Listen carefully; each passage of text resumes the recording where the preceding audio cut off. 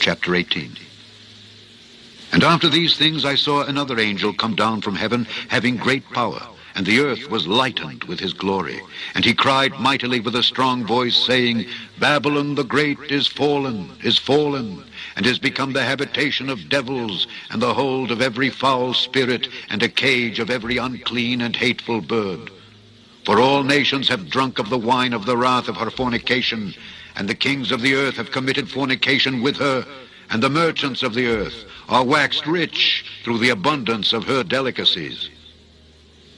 And I heard another voice from heaven saying, Come out of her, my people, that ye be not partakers of her sins, and that ye receive not of her plagues.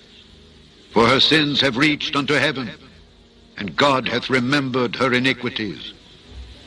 Reward her even as she rewarded you, and double unto her double according to her works. In the cup which she hath filled, fill to her double. How much she hath glorified herself and lived deliciously, so much torment and sorrow give her. For she saith in her heart, I sit a queen, and am no widow, and shall see no sorrow. Therefore shall her plagues come in one day, death and mourning and famine, and she shall be utterly burned with fire. For strong is the Lord God who judgeth her.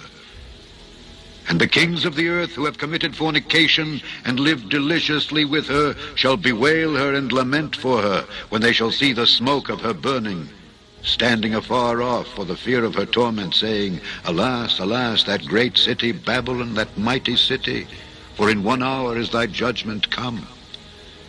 And the merchants of the earth shall weep and mourn over her, for no man buyeth their merchandise any more. The merchandise of gold and silver, and precious stones, and of pearls and fine linen, and purple and silk and scarlet, and all fine wood, and all manner vessels of ivory, and all manner vessels of most precious wood, and of brass, and iron, and marble, and cinnamon, and odors, and ointments, and frankincense, and wine, and oil, and fine flour, and wheat, and beasts, and sheep, and horses, and chariots, and slaves, and souls of men. And the fruits that thy soul lusted after are departed from thee, and all things which were dainty and goodly are departed from thee, and thou shalt find them no more at all. The merchants of these things, which were made rich by her, shall stand afar off for the fear of her torment, weeping and wailing, and saying, Alas, alas, that great city that was clothed in fine linen, and purple and scarlet, and decked with gold, and precious stones and pearls. For in 1 hour so great riches is come to naught. And every shipmaster, and all the company in ships, and sailors, and as many as trade by sea, stood afar off, and cried when they saw the smoke of her burning, saying, What city is like unto this great city? And they cast dust on their heads, and cried, weeping and wailing, saying, Alas, alas, that great city, wherein were made rich all that had ships in the sea by reason of her costliness. For in 1 hour is she made desolate.